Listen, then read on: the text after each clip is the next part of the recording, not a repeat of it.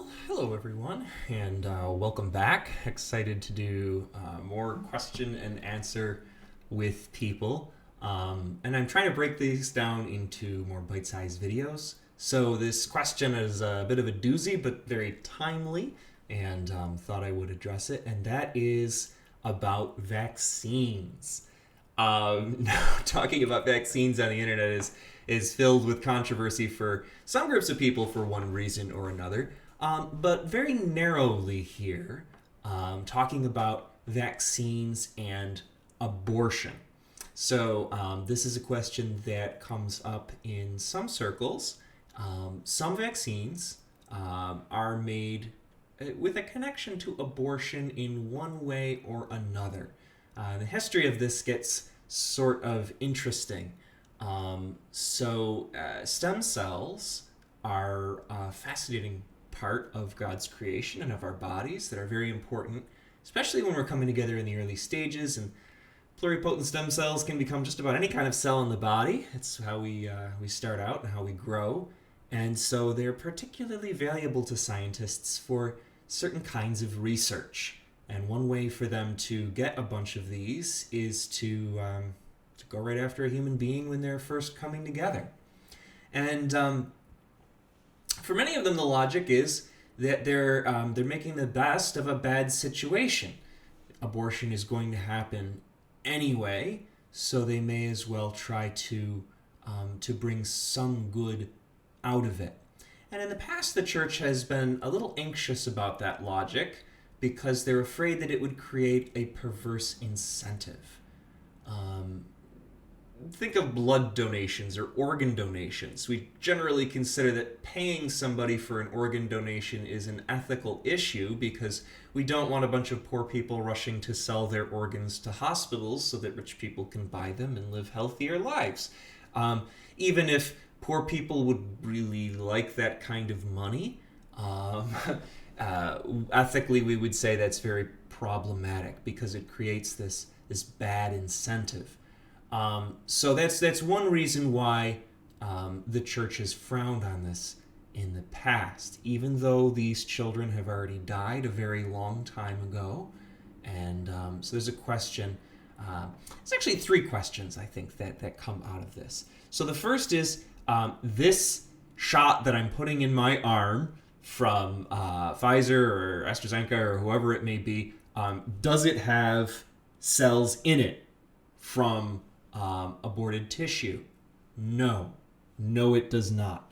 From everything that I've read, it absolutely does not. So you don't have to worry about that. There's kind of a yuck factor for some people with that. So then there's a question of were cells used to produce it, to actually make it. Some vaccines in the past have used these cells that are very good at reproducing as a kind of a breeding ground for the vaccine itself.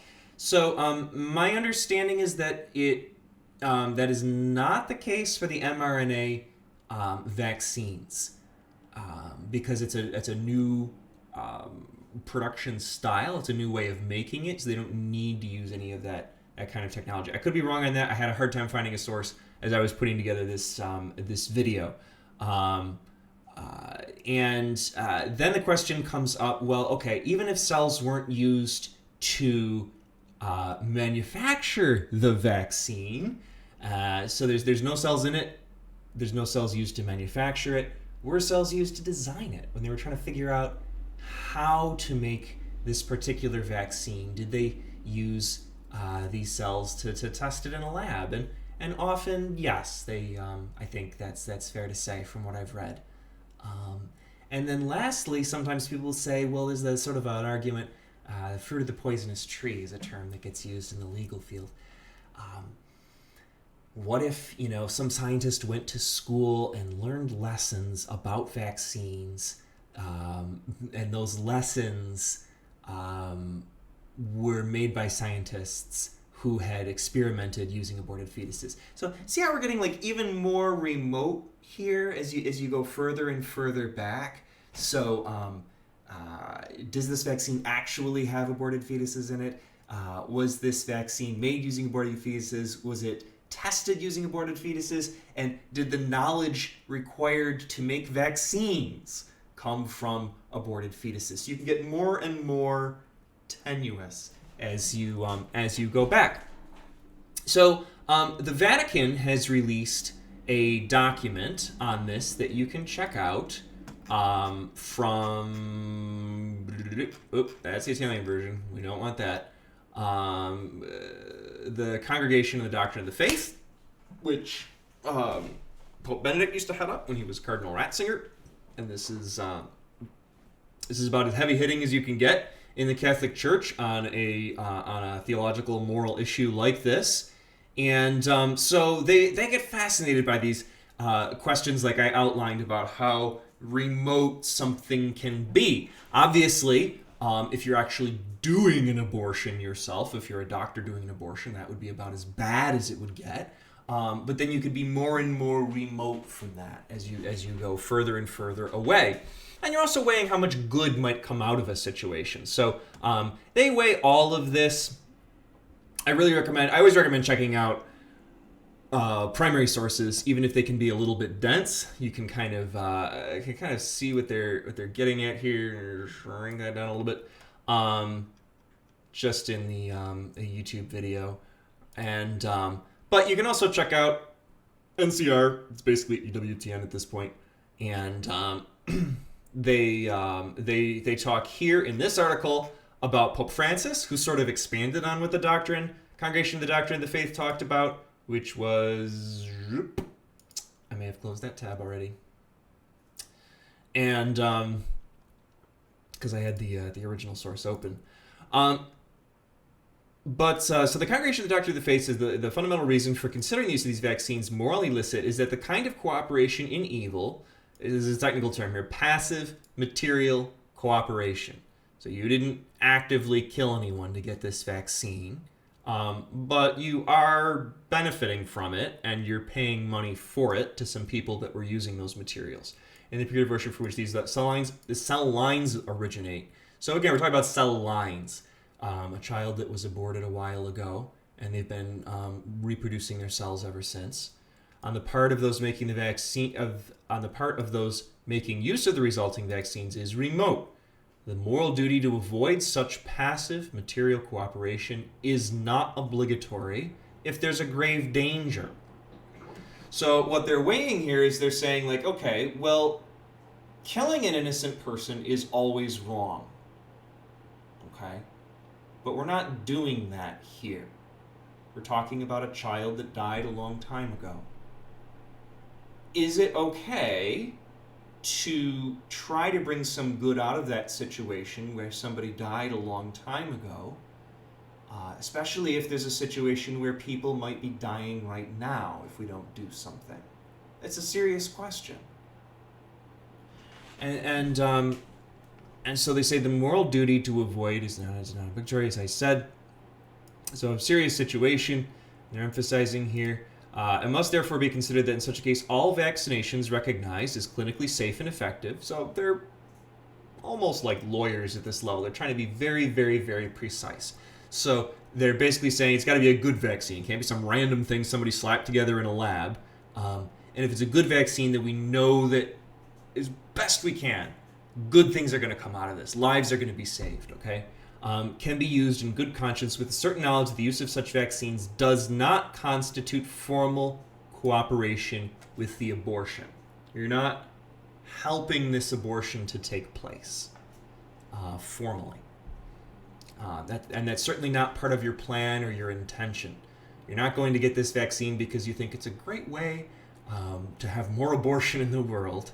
I don't think anybody is going there with that intention, but you, viewers, certainly are not, from which the cells used in production of the vaccines derive. And they want to make very clear that they're not making a legitimization of this practice. We still oppose it. Okay? So we don't want to see vaccines made out of these cell lines. If it can be avoided, do it. Find ways to make vaccines without them. But unfortunately, we live in a world where this is how they made the vaccines, so now we've got to make this choice. And they say near the end here, let me see if I can find it. Okay.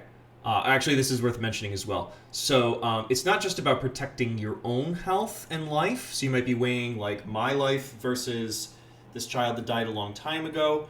But it's the common good. So the church loves to come back to this, talk about the common good. What's good for everyone. Big picture here. So you might get COVID and you might get over it. But you might give it to a whole chain of other people who keep passing it along to other people. And you may wind up responsible in a much more direct way for a lot of innocent deaths. These are the tragic things that we're all weighing right now. So in the absence of other means to stop or even prevent the pandemic, the common good may recommend vaccination, especially to protect the weakest and most exposed. So now we're going from the CDF saying, well, yeah, I guess you could take it. I don't see a serious objection. I guess you could take it. Now they're going a little further and they're saying you really should take it. Because now we're talking about a good that you're really supposed to be doing. You're saving lives here. And then, of course, there's a moral imperative to ensure that the vaccines, which is as well as ethically acceptable, are also acceptable to the poorest. Okay. So there are people that should be taking it, but maybe they can't because they can't afford it. So we want to make sure that we're giving this out to everybody, okay? So this is the official document. Sovereign Pontiff Francis, the audience granted the undersigned prefect of the Congregation of the Doctrine of the Faith, 17th of December of 2020. Here we are in February already. Examined the present note and ordered its publication. Shortly after that, Pope Francis gave a kind of a conversation here. And he shared some of his personal experiences. As you're aware, he's struggled with some serious illnesses in the past. I believe he only has one lung now, or one functional lung, makes his breathing kind of difficult. He was reluctant early on to wear a mask. A lot of people were encouraging him, okay, talk about the common good, we're talking about protecting other people, wear a mask. So, so recalling common childhood immunizations such as that against polio, he said he could not understand why some people say this could be a dangerous vaccine. That's a little different from the abortion argument, right? Some people are worried that they're going to take this vaccine and they're going to get even more sick somehow. There are a few cases where there were reactions. People had issues with the vaccine, but most people have not had problems, and you're far more likely to die from COVID if you get it than from the vaccine. So again, the church is saying on the whole, the vaccine is the thing to do to save lives. So if doctors present it to you as something that can be okay and doesn't have any particular dangers, why not get it? He asked. There is a suicidal denialism that I can't explain, but you have to get the vaccine today. Okay, so much like the Congregation for the Doctrine of Faith, Pope saying very strongly here, you have to get it. You have to get it. Save your life, save other people's lives. People could be a little squeamish for one reason or another. Maybe you don't like shots. Maybe you're worried that there's going to be issues. But there's a lot of studies that have been done on these vaccines at this point, and this seems to be the way to go to save lives as we rationally weigh these things back and forth. So the comment that I'm replying to here is a lengthy question here from Megan Minkle. Hello, Father Dan. I'm watching your live stream mass here at college. Really appreciate a question regarding COVID and the vets. So the vaccines from Pfizer and Moderna may not have aborted stem cells directly in the vaccine, I was talking about, but aborted stem cells were used at some point during the research process to ensure that it does work. The Pope released a statement saying that in times of crisis, bending the rules concerning abortion is morally acceptable because more lives are at stake due to the virus than that one life taken and used for stem cells, and there's currently no alternative vaccine. So largely, that lines up with what I was talking about. I don't know if I would really call it bending the rules. The consistent principle in all of this is protecting innocent life, okay?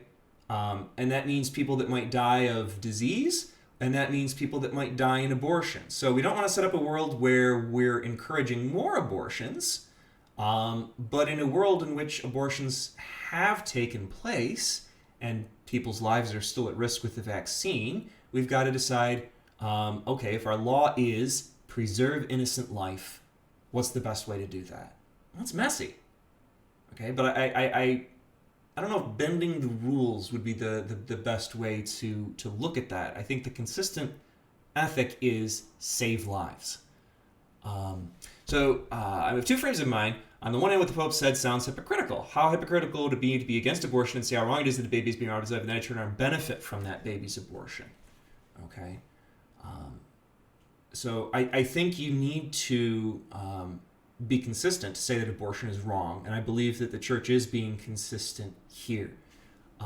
It feels weird to benefit, however remotely, from that. We certainly grieve the loss of the child, but we don't have a reasonable alternative, and letting even more people die would also be wrong. On the other hand, I can justify taking the vaccine by telling myself that by doing my part, it would not make the aborted baby's death in vain. So really, credit to Megan, really working through this issue in the way that the church has. Very informed on this. Cells were used to aborted babies in the 70s and 80s. Child's been gone for decades. But we're all so. Maybe this was all new to you and you're not aware of these different issues and how all this relates. But it's I'm really pleased to see you working through this, Megan, and asking these kinds of questions. These are the questions that the church is asking, and so I think we can come to a very rational decision, thinking with our brains and trying to be a consistent, ethical person. That's all very good. But I think there's a heart feeling here as well that's coming through this, how this feels, trying to be an authentic person, trying to be a consistent person and not a hypocrite, caring deeply for lives that are in danger, whether that's our seniors or those who are immunocompromised or those who are at risk of abortion. So I hope that that's been helpful. I'm really only gonna to get that one question here for this video because I think it's so important and I want to get it out there, and I knew it was going to take a little while to talk through. But I hope you find this helpful, and if anybody has any more questions or if they have more information to share, please let me know, and we'll go from there. Thank you, everyone. Take care, and God bless.